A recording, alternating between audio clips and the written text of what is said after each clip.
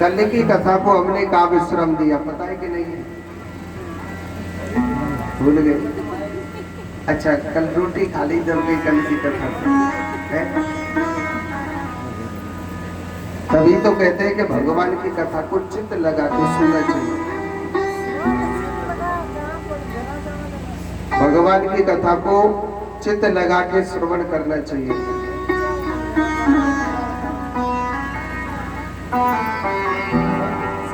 कल के दिन कपिल भगवान का जन्म करवाया, लीला भैया वही करवाया कि और कौन है?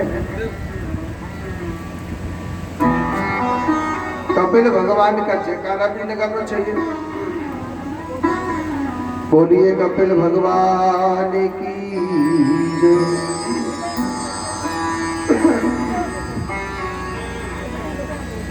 कल बड़ा सुंदर कपिल भगवान का जन्म करवाया हमने।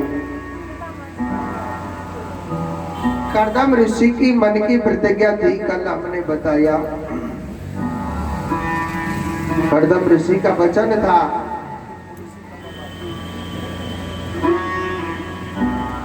उसने मन में सोचा कि मेरे अगर एक बेटा हो गया, उसकी प्रतिज्ञा थी कि मैं घर को छोड़ के चला जाऊंगा।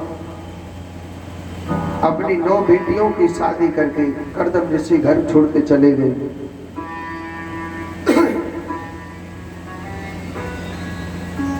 जब 9 बेटियों का विवाह करके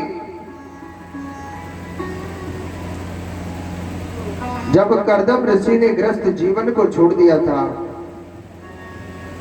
तो अब बड़ा बड़ा विलाप कर रही है देवहूति माता अपने पति के लिए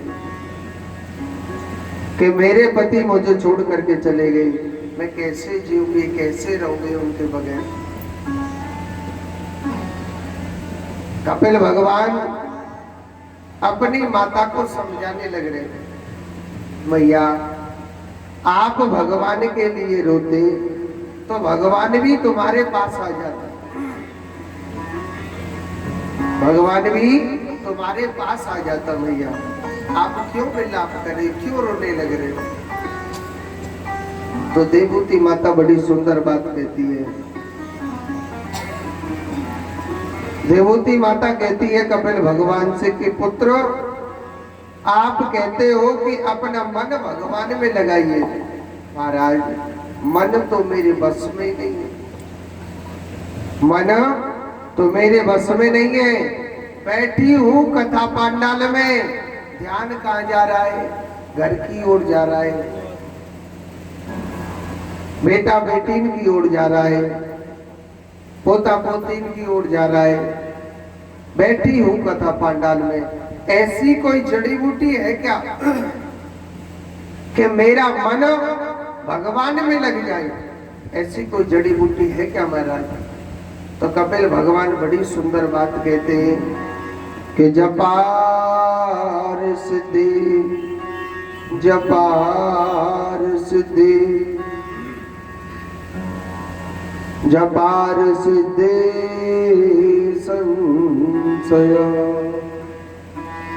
मैया जितना बन सके प्रभु के नाम का जप करना चाहिए, जितना बन सके प्रभु के नाम का भजन करना चाहिए, जितना बन सके प्रभु के नाम का जप करना चाहिए। और जो मनुष्य जितना जप करता है, जितना भगवान का भजन करता है, उसका धीरे धीरे मन भगवान में लग जाता है, उसका मन धीरे धीरे परमात्मा में लग जाता है। जितना बन सके प्रभु के नाम का जप करना चाहिए। और देवहूति माता ने अपना मन भगवान में लगाया, माया में नहीं लगाया, बेटा बेटी में नहीं लगाया कि मेरी बेटी के लिए क्या करना है, बेटी के लिए क्या नहीं करना। मन भगवान में लगाया था। और जो मनुष्य जितना मेरे प्रभु में मन लगाता है तो वो मेरे प्रभु का ही हो जाता है। आगे की कथा बड़ी सुंदर आती है, उसे ध्यान से सुनेंगे, जिसे कहते हैं सती चरित्र की कथा। परीक्षित जी महाराज कहते हैं कि प्रभु आप मुझे एक बात बताइए। कहते हैं कि भगवान भूखे को भोजन देते हैं, प्यासे को पानी देते हैं, सती माता पर क्यों नहीं संतान होता? कथा को ध्यान से सुनेंगे। एक बार क्या होता है, सती पर संतान क्यों नहीं हुई? एक बार बृहस्पति देवता ने यज्ञ किया था और उस यज्ञ में सभी देवता लोग पधारे थे, सब लोग जा रहे थे, भगवान भोलेनाथ भी गए। सती माता के पिता का नाम क्या है? दक्ष महाराज, दक्ष प्रजापति। दक्ष महाराज भी गए तो दक्ष महाराज के सम्मान के लिए सभी देवता लोग खड़े हो गए, मगर भोले बाबा खड़ा नहीं हुआ। दक्ष प्रजापति सोचने लगा, भाई जिस भगवान शंकर को भगवान शंकर कहते हैं वो काहे का भगवान है? वो मेरे सामने खड़ा नहीं हुआ, वो काहे का भगवान है? जिस भगवान को भगवान कहते हैं वो मेरे सामने खड़ा नहीं हुआ, वो कैसा भगवान है?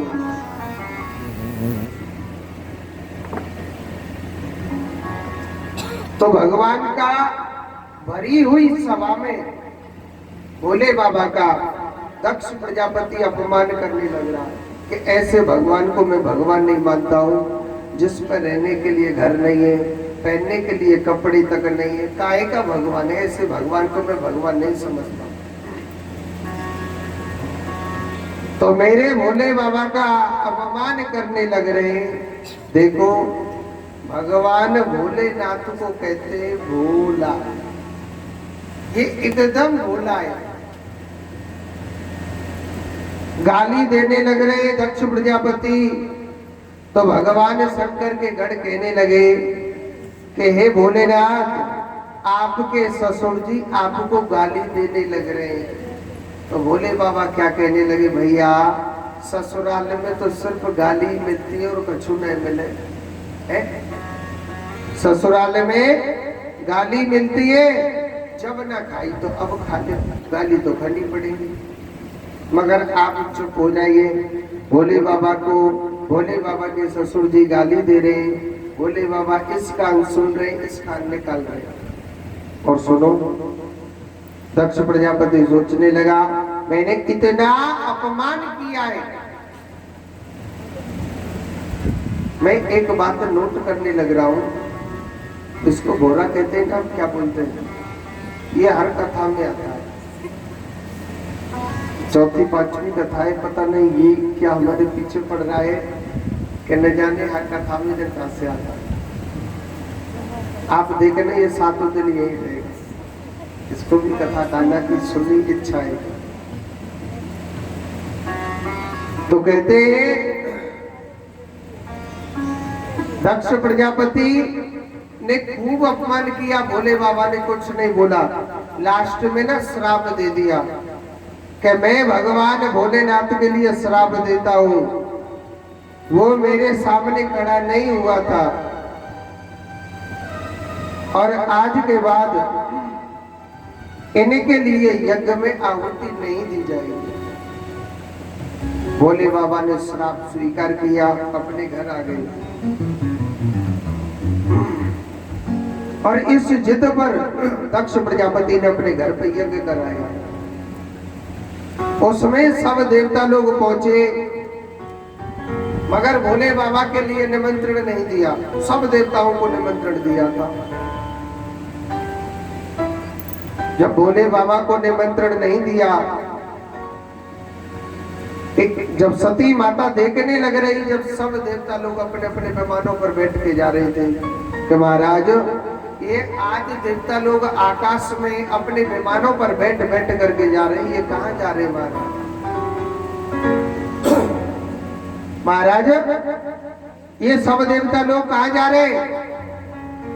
भोले बाबा कहने लगे, सती आपके पिता महाराज है ना, पिताश्री, वो यज्ञ करा रहे। अच्छा बन के हाँ। सती माता कहने लगी, महाराज जब हमारे पिता जब यज्ञ करा रहे तो हमको भी चलना चाहिए। चलना चाहिए कि नहीं चलना चाहिए? भोले बाबा कहने लगे हाँ चलना तो चाहिए, मगर कहते हैं कि बगैर निमंत्रण के कभी नहीं जाना चाहिए। जो मनुष्य बगैर निमंत्रण के जाता है उससे कागा की योनि प्राप्त होती है। सती माता कहने लगी प्रभु भगवान के नाम में तो कोई निमंत्रण नहीं दिया जाता है। भोले बाबा कहने लगे हाथ दिया तो नहीं जाता है, मगर एक बाप यज्ञ कराए और जो बाप अपनी बेटी को नहीं बुलाए उसका यज्ञ कभी सफल नहीं माना जाएगा। अब एक बात बोलो, माताओं को गांव जाने से मना कर देते हैं पिताजी तो वो मुंह फुला के बैठ जाती है, बैठ जाते कि नहीं बैठ जाती। आपके बारे में नहीं बोल रहा मगर सती माता के बारे में बोल रहा हूँ। भोले बाबा ने मना कर दिया कि हमको नहीं जाना चाहिए, अच्छा नहीं लगता है, तो सती माता मुंह फुला के बैठ गई। जब सती माता नाराज होकर के बैठ जाती है, सती माता बार बार में कहती है कि स्वामी अब आपकी मानता हूं कि मेरे पिता से लड़ाई हो गई है, एक दिन तो राजीनामा होगा, होगा कि नहीं होगा। भाई जल को और कुल को मिलने में 1 मिनट नहीं लगती है, तो महाराज मेरी बात माने तो आप कहें तो मैं चले जाऊं, मैं समझा दूंगी। भोले बाबा ने मना कर दिया, मगर कहते हैं कि बगैर निमंत्रण के और पति की बगैर आज्ञा के कहीं नहीं जाना चाहिए। और जो स्त्री अपने पति की आज्ञा का पालन नहीं करती, अंत में उसको दुख पाना पड़ता है, कोई भी क्यों ना हो। अंत में उसे दुख पाना पड़ता, कोई भी क्यों ना हो। सती माता को मना किया भोले बाबा ने। सती माता बगैर निमंत्रण के अपने पति की बगैर आज्ञा के चल रही थी। बगैर आज्ञा के जब सती माता चल देती है, उसके दिमाग में एक दृश्य घूम रहा था, वहां मेरी बहन भी मिलेंगे, वहां मेरे परिवार वाले मिलेंगे, वहां मेरी माता मिलेगी, वहां मेरे पिता मिलेंगे और सभी नाते रिश्तेदार मिलेंगे।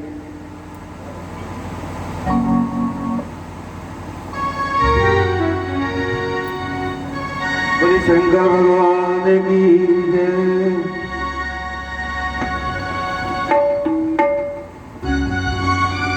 यही वो मंत्र है, यही वो मंत्र है, यही वो तंत्र है, यही वो मंत्र है। प्रेम से जपब तो मिटेंगे सारे गम, बम बोले बम बोले बम बम बम, यही तो मंत्र से बम बम बम, बम बोले बम बोले बम बम बोले बम बोले बम बम।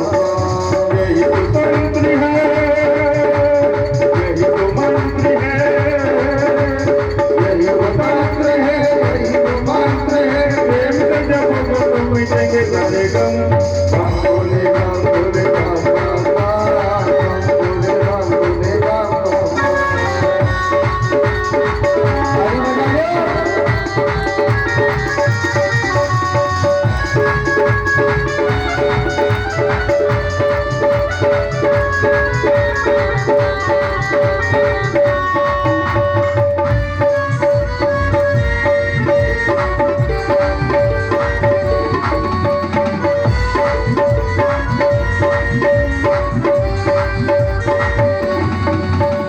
कभी कभी कभी कभी कभी बालकारी हरि हरि देव महादेव त्रिपुरारी, महादेव त्रिपुरारी, महादेव त्रिपुरारी, महादेव त्रिपुरारी। कभी शंकर कभी शंभु कभी गोले बिहारी, नाम है अनंत कोटि जग बलिहारी, जग बलिहारी, जग बलिहारी। शिव का नाम लो, सुबह शाम लो, हर शिव का नाम लो, शाम लो, गाते रहो जब तक दम पे दम। बम बोली बम बोली बम बम बम,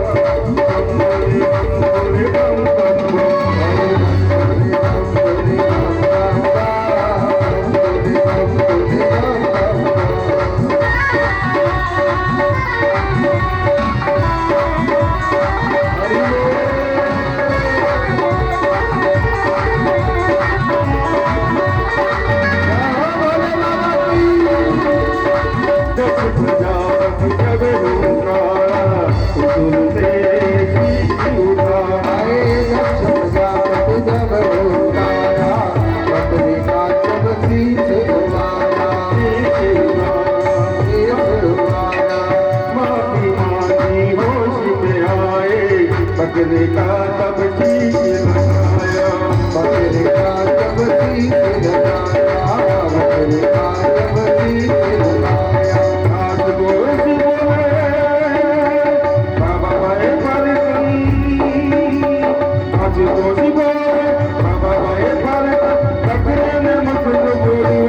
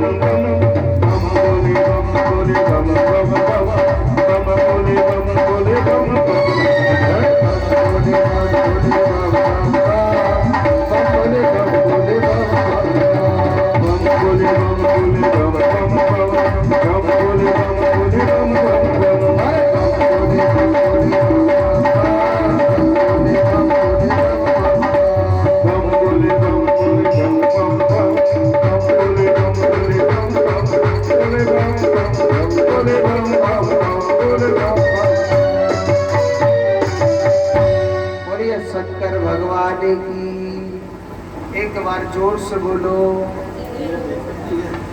एक बार जोर तो बोलो राधे राधे। तो कहते हैं यही भगवान भोलेनाथ। दक्ष प्रजापति सती माता अपने पति के बगैर आज्ञा के और अपने पिता के द्वार पर चली गई। और सुनो, सती माता बगैर निमंत्रण के गई थी। जब सती माता अपने घर गई, किसी ने भी मान सम्मान नहीं किया था। पिता को देखा तो पिता ने मुंह टेढ़ा कर लिया, भाइयों को देखा था तो भाइयों ने मुंह टेढ़ा कर लिया। थोड़ी बहुत इज्जत करी थी, वो पता है किसने करी थी? वो उसकी माँ ने करी थी।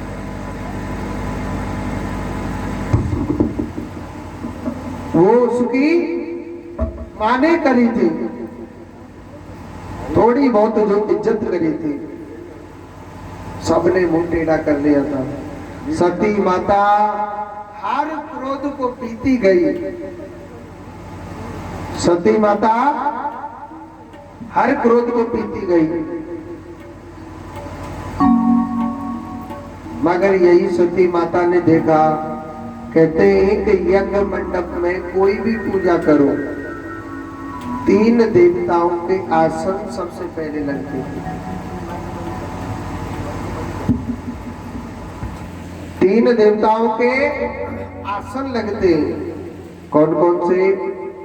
ब्रह्मा, विष्णु और भगवान शंकर।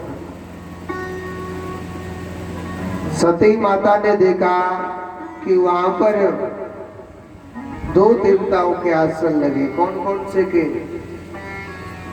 ब्रह्मा और विष्णु के। सती माता पर यह क्रोध नहीं किया गया। सती माता सोचने लगी कि मेरे पिता कितनी नफरत करते मेरे पति से, उनके लिए आसन तक नहीं दिया। सती माता पर ये क्रोध नहीं लिया गया। सती माता बड़ी जोर से गुस्सा आया और कहने लगी कि पिताजी आप कैसे मेरे पिता हो? अरे जिस भगवान को पाने के लिए, जिस भगवान भोलेनाथ को पाने के लिए ऋषि मुनि युग युग तपस्या करते, तब जाके भोलेनाथ के दर्शन होते, और आप मेरे कैसे पिता हो? आप मेरे कैसे पिता हो?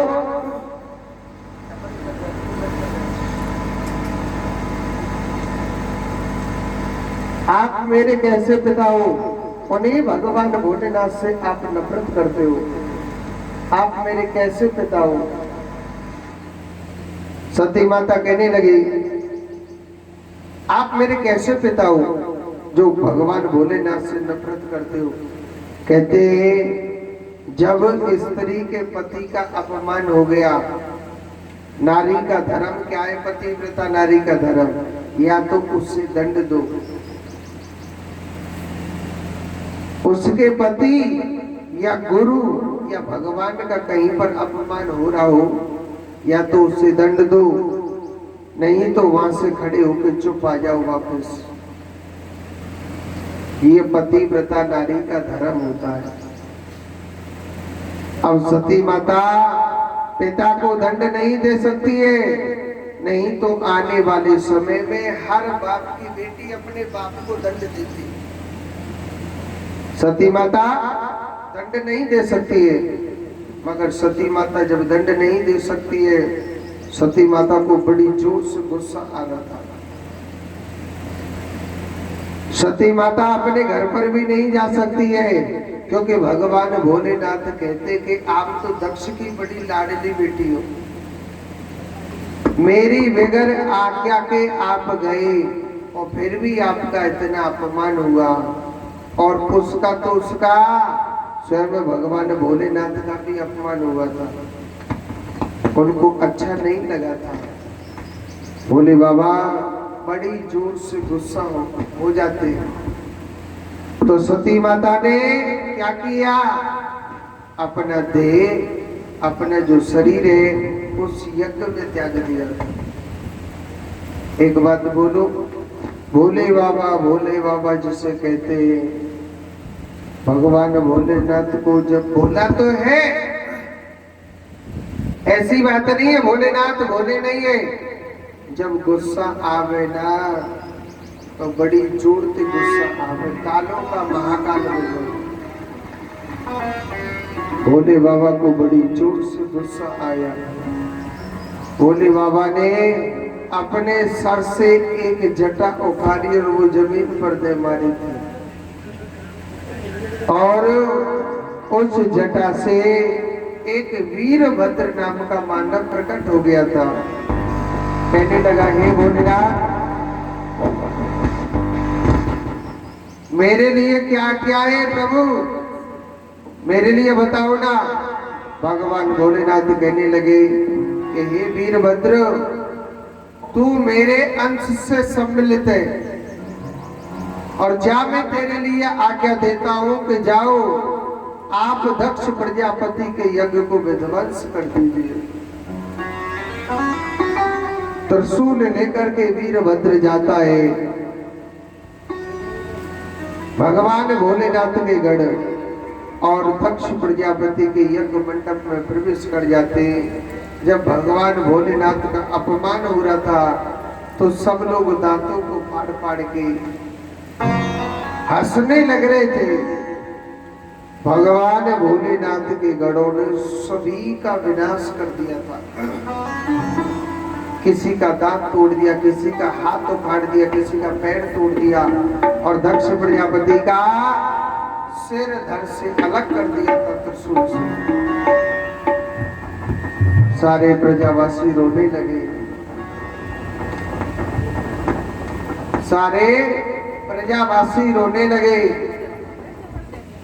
कि भोले बाबा ने ये अच्छा नहीं किया, हमारे राजा को खत्म कर दिया। अरे करते दक्ष के अभिमान को, अहंकार को, इसको खत्म करते। ब्रह्मा जी की स्तुति करें, महाराज आप हमारे राजा को जीवित कीजिए कैसे भी। ब्रह्मा जी कहने लगा भैया मेरा तो सिर्फ जन्म देने का काम है, मृत्यु का कर्म मेरे पास नहीं है। ये तो भगवान शंकर को मनाइए, वही जीवित कर सकते हैं। मैं तो सृष्टि को सृजन करता हूं। उन्होंने कहा कि भगवान भोलेनाथ तो बड़ी जोर से गुस्सा हो रहे हैं। उन्होंने बताया ब्रह्मा जी ने कि भगवान भोलेनाथ ऐसे नहीं है आप सोच रहे। भगवान भोलेनाथ तो बड़े ही कृपालु, भगवान भोलेनाथ बड़े कृपालु, ऐसी बात नहीं है। भगवान भोलेनाथ बहुत अच्छे हैं, आप चिंता न करें।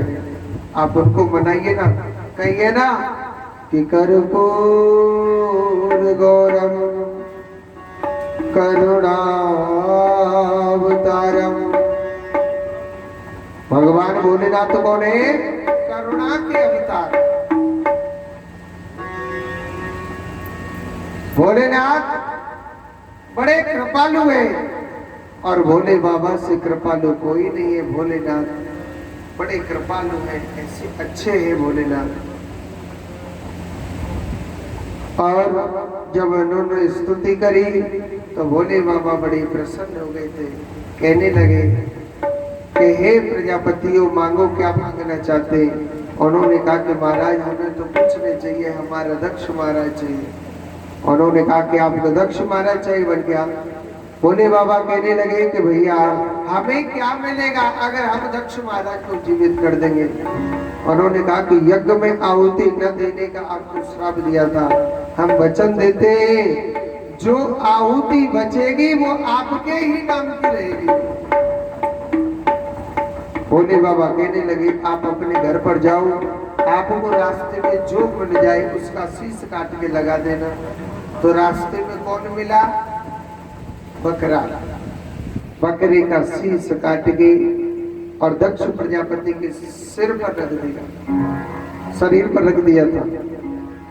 जब उनके तन पे रखा तो उनका बकरे का मुख हो जाता है और भोले बाबा का एक और नाम रख जाता है, क्या? बम बम भोले जाए। बोलिए शंकर भगवान की। मेरे भोले बाबा बहुत कृपालु हैं। मेरे भोलेनाथ बड़े कृपालु हैं। इधर अगला इनका जन्म हुआ कहाँ? हिमालय के घर में। और हिमालय के घर में जन्म हुआ सती माता का नाम क्या रखा गया? पार्वती। पार्वती माता का विवाह भोले बाबा के साथ में होता है। कैसो ब्याह में हो पता? अपनी शादी में पता नहीं कौन कौन सी गाड़ियां करते, बड़े नखरे दिखावे के न दिखावे, बड़ा सजता है शादी होती है जब। भोले बाबा ने निमंत्रण भेजा, सब देवताओं को लालाओ, हमारी शादी में आनो है और बड़ी धूमधाम से शादी करेंगे। मलूक बन के आइयो, आपको अच्छी तरह सज मज करके आना है। उन्होंने कहा ठीक है प्रभु। और सुनो भोले बाबा भी श्रृंगार कर रहे हैं। कैसो? भोले बाबा ने सवेरे 4 बजे पूरे अंग में भभूति लगा ली, पूरे शरीर में भभूति लगा रहे भोलेनाथ। सवेरे 4 बजे जलती चिता में से पूरे शरीर से भभूति लगा रहे और पूरे शरीर से भगवान भोलेनाथ भभूति लगाते हैं। और बीचू और कातरन के पैरे कुंडल छोटे छोटे सांपों के बनवाए थे, क्या? बाजूबंद।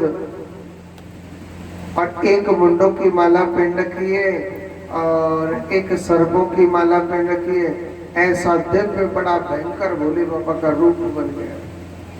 लंबी लंबी जटाएं और जटाओं में का डाल रही लीला मैया भभूति चिता की, भयंकर रूप हो गया, ब्रह्मा जी के सामने प्रकट हो गई।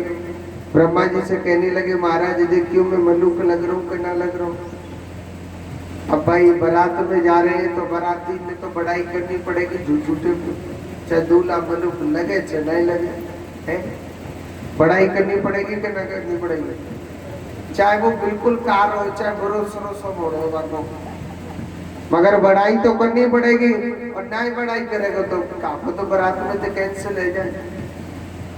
ब्रह्मा जी ने देखा एकदम भयंकर रूप भोले बाबा का, मन मन में ब्रह्मा जी कहने लगे महाराज आज के दिन तक मनुष्य बन तो है, आज तो तुम्हारी शादी थी, आज तो मनुक बन लेते। अब ब्रह्मा जी कहने लगे महाराज आप ना इतने सुंदर लग रहे, आप इतने अच्छे लग रहे महाराज, मोए तो अंदाज ऐसा लगे बेटी मारो मुश्किल बफर सिस्टम में घुसन दे दो, क्योंकि दूल्हा जब इतना बुरो है रोए तो कौन बफर में घुसा लेगा, है जो कहेंगे कि ना कहेंगे, या पागल से दूल्हा हाथे पकड़ लाए। ब्रह्मा जी कहने लगे महाराज आप तो अब झूठे झूठे को बड़ाई कर रहे थे महाराज, आप तो इतने सुंदर हो कि आपके बराबर सुंदर तो आज तक ना कोई दूल्हा बनो और ना ही कोई बनेगा। भोले बाबा कहने लगे मैं मलूक लग रहा हूं तभी तो मैं सुंदर हूं। आज भोले बाबा, और सुनो जब शादी हुई पता नहीं कौन कौन सी गाड़ी लेके जाते, जाते कि नहीं जाते। लीला मैया कह रही ना मेरे छोरी के छोरा अतकाए, बाकी शादी में ऊँट गई गाड़ी गई उधर क्या क्या गई कह रही ना, मगर हमारे भोले बाबा की कोई गाड़ी नहीं बगैर पेट्रोल की, ना दिया वहां पे बैठ के जाने लग रहे। हाँ, और आज भोले बाबा की बड़ी सुंदर शादी होने लग रही है।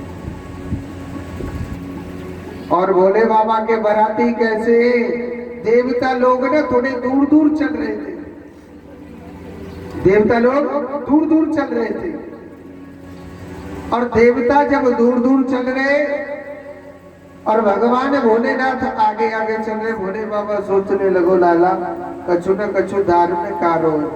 भोले बाबा ने एक निमंत्रण मृत्यु लोक के जितने भी शमशान घाट बने हुए सबको भेज दिया, लालाओ जल्दी से जल्दी आ जाओ तुम्हारे मालिक को ब्याहे।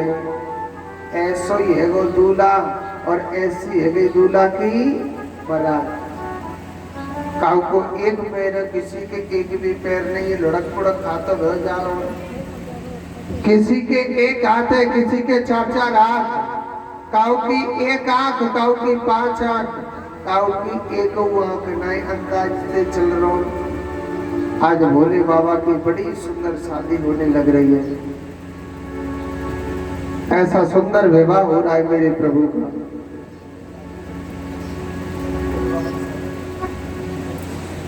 तो आज बड़ी सुंदर भगवान भोलेनाथ की शादी हो रही है, बड़ा आनंद बरस रहा है, और भगवान भोलेनाथ के सभी बाराती नाच रहे, बड़े झूमने लग रहे, ऐसा सुंदर मेरे प्रभु का विवाह हो रहा है। बोलिए शंकर भगवान की जय।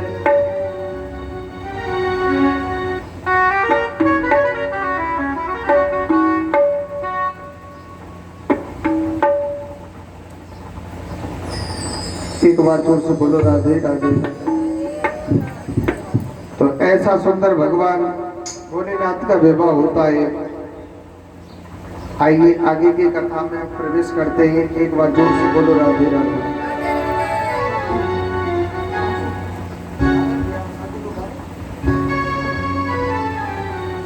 तो देखो आगे की जो विवाह हुआ पार्वती माता भगवान भोलेनाथ का, हम आप सब जानते हैं।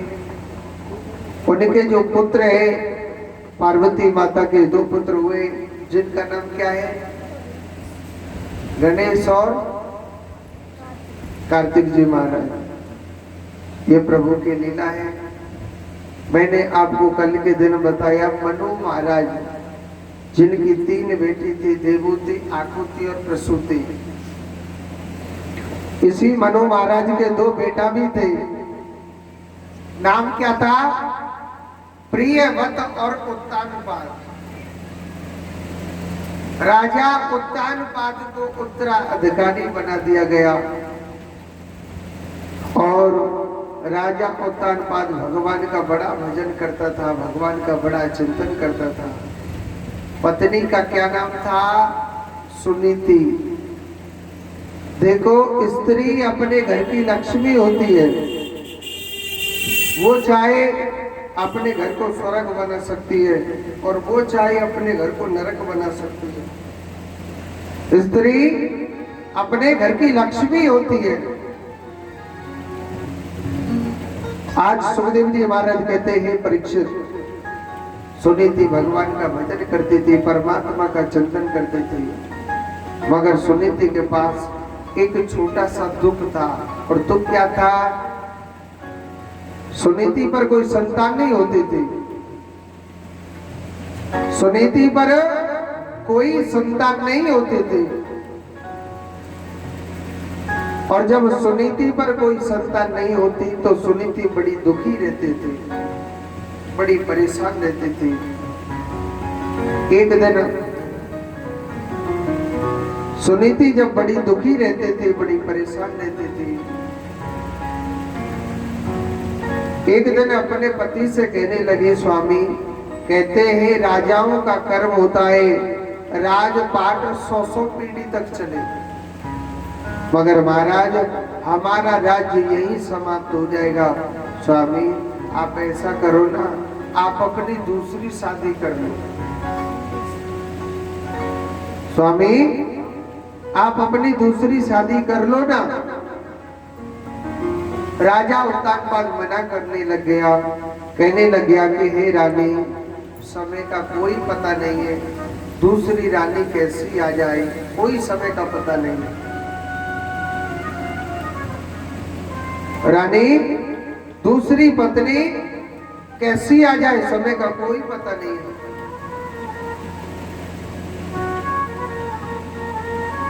मगर रानी जब पीछे पड़ गई थी, जिद पड़ गई, नहीं महाराज आप दूसरी शादी कर लो, तो राजा उत्तानपाद दूसरा विवाह करते हैं। और दूसरा विवाह करते हैं। दूसरी रानी का नाम क्या था? सुरुचि। सुरुचि किसे कहते हैं? जो स्त्री अपने आप को ज्यादा सुंदर समझने वाली होती है, उसे क्या कहा जाता है? सुरुचि। जब सुरुचि से विवाह करके राजा उत्तानपाद आ रहे, जब विवाह करके आ रहे थे सुरुचि से, बड़ी रानी नाम था सुनीति, नाते में बड़ी बहनी तो लगेगी वो। स्वागत के लिए पूजा की थाली लेकर के बैठी हुई थी, खड़ी हुई थी दरवाजे पर उनके स्वागत के लिए। जब स्वागत के लिए पूजा की थाली लेकर के बैठी थी, जब पूजा की थाली लेकर के स्वागत के लिए बैठी हुई, तो छोटी रानी कहने लगी, महाराज ये दरवाजे पर जो स्त्री खड़ी हुई है ये कौन है? राजा कहने लगा, ये हमारी बड़ी रानी है, ये हमारी बड़ी रानी है। अच्छा महाराज, आपकी बड़ी बहन लगेगी नाते में, तो महाराज आपने मुझसे शादी क्यों करी?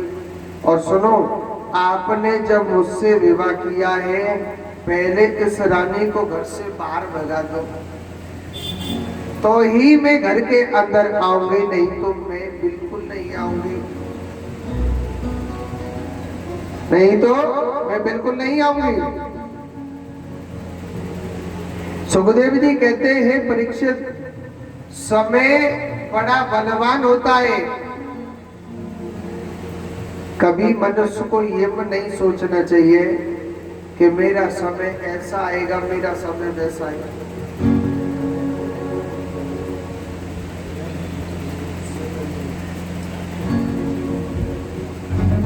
तो बड़े ऐसा समय आ गया, ऐसा समय आ गया कि राजा छोटी रानी के प्रति ऐसा आकर्षित हो गया, ऐसा आकर्षित हो गया कि अपनी बड़ी रानी को घर से बाहर भगा दिया था। ये सबसे बड़ा दुख होता है, ये सबसे बड़ा दुख होता है। एक पति अपनी पत्नी का परित्याग कर देता है। सुनीति भगवान का भजन करती थी। सुनीति के जीवन में ऐसा समय आया कि उसके पिता ने त्यागा, उसके भाइयों ने त्यागा, उसके पति ने त्याग दिया।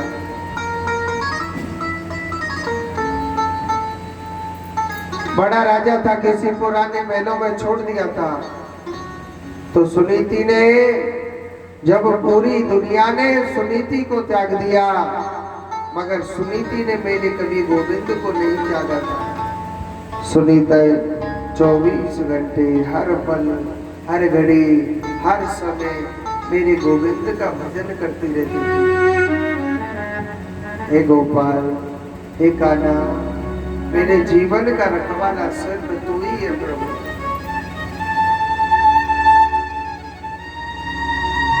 सुनीति हर घड़ी मेरी कान्हा का भजन करती रहती थी। और सुनो,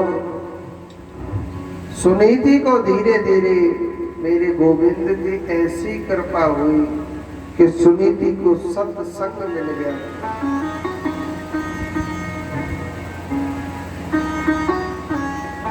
सत्संग हर किसी के नसीब में नहीं होता है। भगवान की कथा सुनना हर किसी के भाग्य में नहीं होता है। और जो भागवत कथा सुनता है वो ये नहीं सोचना चाहिए कि मैं कथा सुनने आई हूँ, कभी नहीं सोचना चाहिए। उसे ये चिंतन करना चाहिए, हे गोपाल, हे कन्हैया, हे माधव, आपने मुझ पर ऐसी कौन सी कृपा की है कि मैं आपकी कथा सुनने आया हूं। हे माधव, आपने ऐसी कौन सी कृपा करी है। हे माधव, मैं आपकी कथा सुनने के लिए आया हूं। ये नहीं सोचना चाहिए कि मैं कथा सुनने आई हूं, क्योंकि ये भागवत कथा स्वयं सती की किस्मत में नहीं, पार्वती के भाग्य में नहीं थी, मगर सुनीति को धीरे धीरे सत्संग मिल गया। सुनीति 24 घंटे कृष्ण भजन करती रहती थी। भगवान के सत्संग में सुनीति हमेशा मुस्कुराती रहती थी। हर पल, हर घड़ी, 24 घंटे मुस्कुराती रहती थी। एक दिन क्या होता है, संत कहने लगे कि हे सुनीति, तेरे जीवन में भगवान ने इतना दुख दिया है कि तेरे पति ने तुझे त्याग दिया, तेरे पिता ने तुझे त्याग दिया, फिर भी तू 24 घंटे मेरे कृष्ण का भजन करती रहती है, सत्संग करती है। सुनीति, फिर भी तू मुस्कुराती रहती, क्यों? तेरा पेट नहीं भरा क्या दुख पाते पाते? सुनीति ने एक बहुत सुंदर बात कही कि महाराज, एक बात बताओ, मैं इस दुनिया में रोऊं तो किसके आगे रो महाराज? मैं इस दुनिया में रोऊं तो किसके आगे रो? एक बात बोलो, अगर किसी के पास कोई दुख आ जाता है तो इंसान को कभी किसी के आगे रोना नहीं चाहिए। रोना है तो दो दरवाजे ऐसे ही जितना रोना है इन 2 दरवाजों पर रोना चाहिए। जितना अपना दुख सुनाना है, जितना अपना कष्ट सुनाना है, इन 2 दरवाजों पर सुनाना चाहिए। 2 दरवाजे कौन कौन से हैं?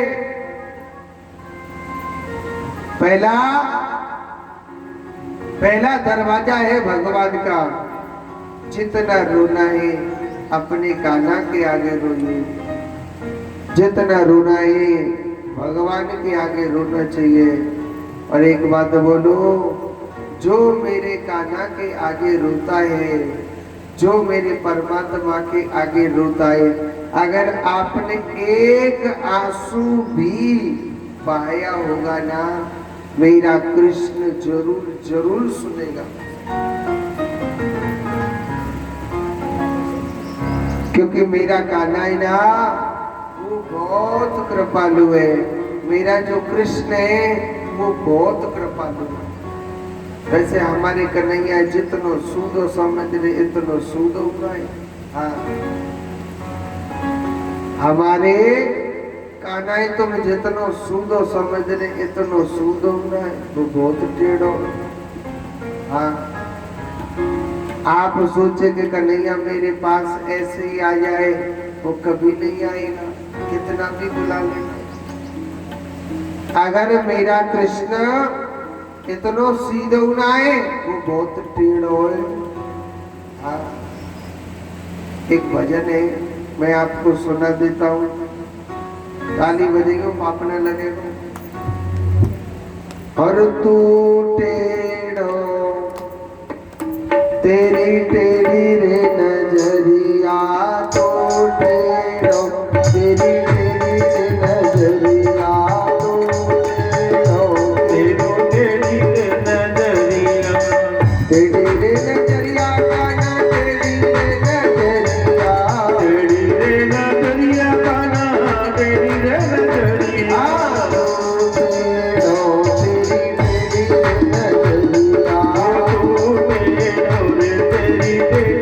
नजरिया, हरी हरी बोल। ताली बजा के बेटे।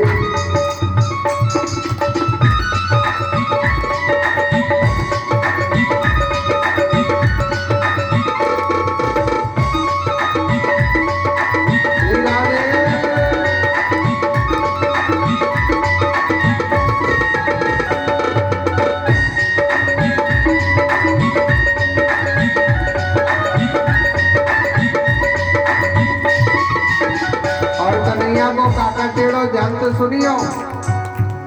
मुकुट तेरो टेढ़ो लकुट तेरे टेढ़े, मुकुट तेरो टेढ़ो लकुट तेरी टेढ़ी, मुकुट तेरो टेढ़ो लकुट तेरे टेढ़े, मुकुट तेरो टेढ़ो लकुट तेरी टेढ़ी। हाँ, टेढ़ी रे तेरी बांस की मोरनिया,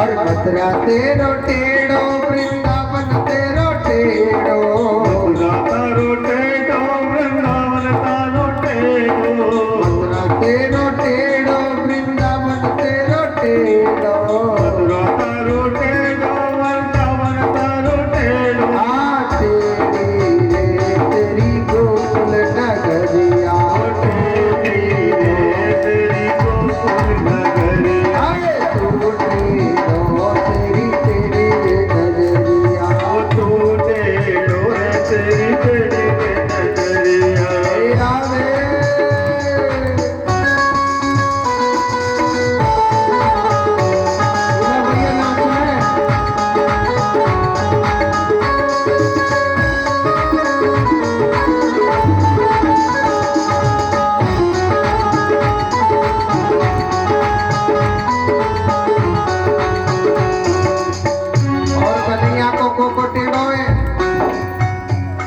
भगत तेरे टेढ़े भगत्यानी तेरी टेढ़े भगत तेरे टेढ़े भगतानी तारी टेढ़ी भगत तेरे टेढ़े भगत्यानी तेरी टेढ़े भगत तेरे टेढ़े भगतानी तारी टेढ़ी अरे सीधी रे तेरी राधा गुजरिया तेरी रे तेरी राधा गुजरिया हरि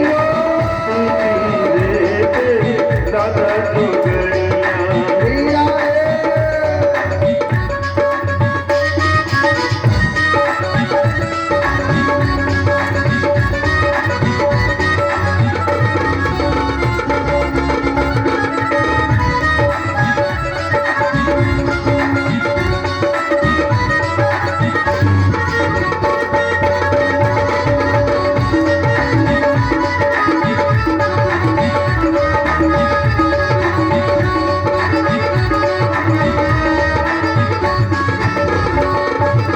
और कन्हैया को टेढ़ो ध्यान से सुनियो और भैया तेरो टेढ़ो और मैया तेरी टेढ़े भैया तेरो टेढ़ो रे मैया तेरी टेढ़ी और भैया तेरो टेढ़ो और मैया तेरी टेढ़े भैया तेरो टेढ़ो रे मैया तेरी टेढ़ी हाँ टेढ़ी रे तेरे वंश की मोरलिया तेरी रे तेरी बातें मुरलिया प्रिया रे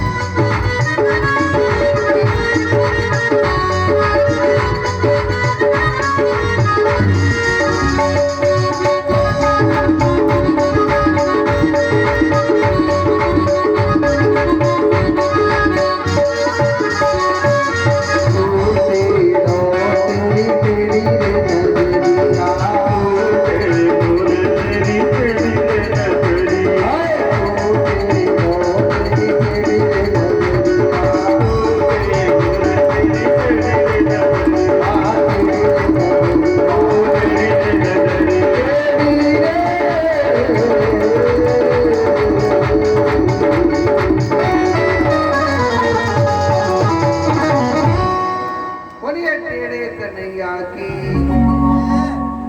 एक बार जोर से बोलो। तो आज देखो हमारे लाला कन्हैया तो जितना सुंदर समझ रहे हैं चीदारी को इतना सुंदर नहीं हाँ बहुत टेढ़ो कन्हैया। अब भाई एक बात सोचो जाको राजा टेढ़ो होगो बाकी तो प्रजा टेढ़ी मिलेगी प्रजा को मतलब आके आदमी जब जाको राजा ही टेढ़ो है जाको राजा टेढ़ो है तो बाकी प्रजा ऑटोमेटिक टेढ़ी है जाएगी। तो हमारे कन्हैया की जो भक्ति है वो इतनी सीधी नहीं है वो बहुत टेढ़ी है। और एक बात बोलो जा टेढ़े कन्हैया को एक बार जो दीवानो है गो ना वो दुनिया में किसी से भी प्रेम नहीं करेगा। ऐसा है मेरा कान्हा ऐसी है मेरी कान्हा की कृपा। सुखदेव जी कहते हैं परीक्षित सुनीति 24 घंटे हर पल हर घड़ी मेरे गोविंद का चिंतन करते थे भगवान का भजन करती रहते थे। एक दिन ऐसा समय आया संत कहने लगे कि हे सुनीति हम तेरी भक्ति से अति प्रसन्न हैं आप मांगो जो मांगना चाहे हम आपके लिए वही देंगे। आप हमसे जो मांगोगी हम आपके लिए जरूर देंगे मांगो ना। सुनीति कहने लगी नहीं महाराज मुझे कुछ भी नहीं चाहिए। नहीं आप मांगो ना। उसने कुछ नहीं मांगा। अरे मांगना तो एक धोखा है। और कभी भगवान से कुछ मांगना भी नहीं चाहिए। आप कृष्ण का भजन करते हो, आप भगवान का चिंतन करते हो, तो मेरे काना से, मेरे प्रभु से कभी कुछ नहीं मांगना नहीं चाहिए। मेरे रोने से तुझको जो आए हंसी, तो मैं रो रो के तुझको मनाया करो। हे गोपाल, अगर मुझको दुख देने से अगर तुझे खुशी होती है, हे गोपाल, अगर मुझे रुलाने से अगर तुझे खुशी होती है, तो तू मुझे ना रोज कष्ट दिया कर। कान्हा, मैं तुझे रोज मनाया कर। और अगर मेरे रोने से, अगर मेरे दुखों से अगर तू दुखी होता है, तो क्यों दुख देता है? हे गोपाल, हे माधव, अगर मेरे कष्टों से अगर तू दुखी होता है, तो तू मुझे कभी कष्ट मत दिया कर। सुनीति 24 सुनीति से संत कहने लगे, आज हम तुम्हारी भक्ति से अति प्रसन्न हैं। आप मांगो, उसने कुछ नहीं मांगा। संतों ने बिन मांगे कहा, आप पर भी एक सुंदर भगवान का परम भक्त एक बेटा होगा आप पर। संतों ने वरदान दे दिया।